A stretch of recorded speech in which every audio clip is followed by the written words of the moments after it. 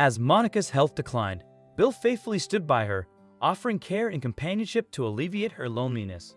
However, as Monica's condition persisted without improvement, their dynamic shifted.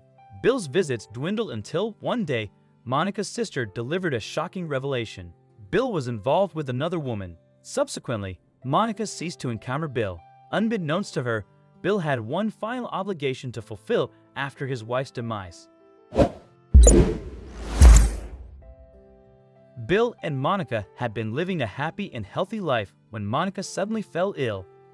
It happened gradually, with headaches and fatigue at first. Billy stood by her side during this time, but no matter how many times they went to the hospital or how many different medications she tried, nothing seemed to help. Monica lost her job, her life, and some of her friends to this awful mysterious disease. But through it all, Bill stayed by her side and visited her every day.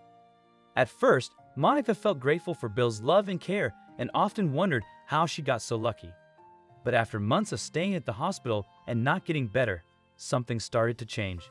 Bill stopped by less and less, each time with another excuse ready.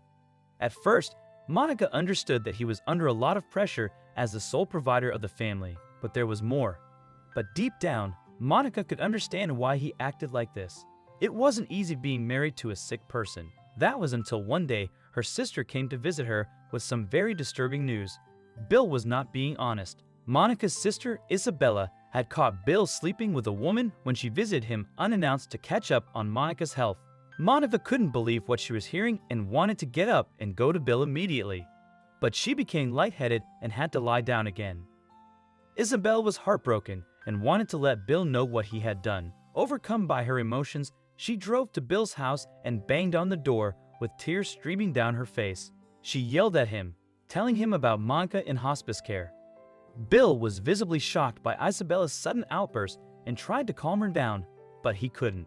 To finish it off, Isabella threw the bill for hospice care in his face, telling him he had to pay for what he'd done. But little did she know, Bill had something else in mind. As soon as Bill knew Monica was dying, his mind started racing. The one thing he had waited for since he met his new girlfriend, Emma, was finally happening. He knew that as long as he was still legally married to Monica, her inheritance and life insurance would be his to take. You see, when Bill realized Monica's health was only getting worse, he tricked her into signing a document she thought was her agreement to stay in the hospital. But little did she know, she actually signed a change in her will created by Bill, making him the sole receiver of the inheritance. All Bill had to do now was wait a few more months until he could live the life he had always dreamed of living. And the worst part was he didn't even feel bad about it in the slightest. He even told his mistress about his devious plan. Isabella had kept the death of her sister a secret from him, and probably because she was left out of the will, had taken Monica's car. He knew she wouldn't make it easy for him to get his hands on the inheritance, so he had to take precautions. He immediately called his attorney and set up a meeting. He wanted certainty. His attorney told him to gather all the important documents like his wife's death certificate, her will, bank statements, and her insurance policies. Bill went home for the night. The next morning, he was on his way to the lawyer's office with all but one of the documents he needed, but he figured he would go anyway. How important could that final piece of information be? Well, very. Once he arrived at the lawyer's office, he sat in an empty room. "He will be with you shortly," was what the lovely young secretary said to him 45 minutes ago. "There was an important matter in your case that needed Mr. Hopman's immediate attention. He will be with you as soon as everything is sorted out." And the secretary walked away, closing the door behind her. Bill was stunned. If he's busy with my case, why aren't I involved too?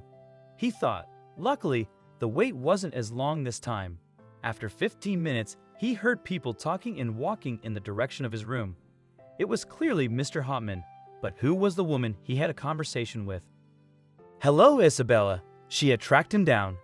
But this time, Bill knew he was one step ahead of her. Since Monica was already dead, her will couldn't be changed anymore. So no matter how hard Isabella tried to fight it, Bill would eventually inherit all their family's money. Or so he thought, because Isabella had one more trick up her sleeve, and Bill would never see it coming. She sat down at the table across from Bill, and the lawyer sat at the head of the table. "Bill, before we proceed, there is something you need to know. You will not leave as a millionaire today," the lawyer said. "What do you mean?"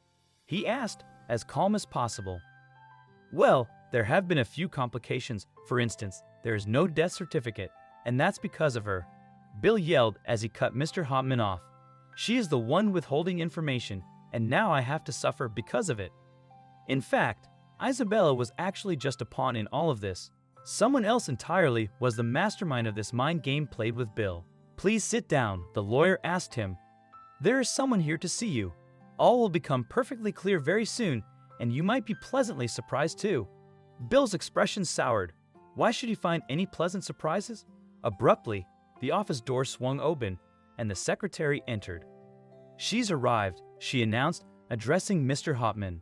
Allow her in, he instructed. Allow her in. Who? Bill inquired, casting a puzzled glance at Isabella and then at Mr. Hopman. However, Isabella packed her belongings that very evening and departed, leaving Bill behind. Now, he was utterly alone and destitute, possessing nothing to his name. It was a fitting consequence, and Monica harbored no sympathy for him whatsoever. Her only wish was that he might glean some wisdom from his missteps. The end.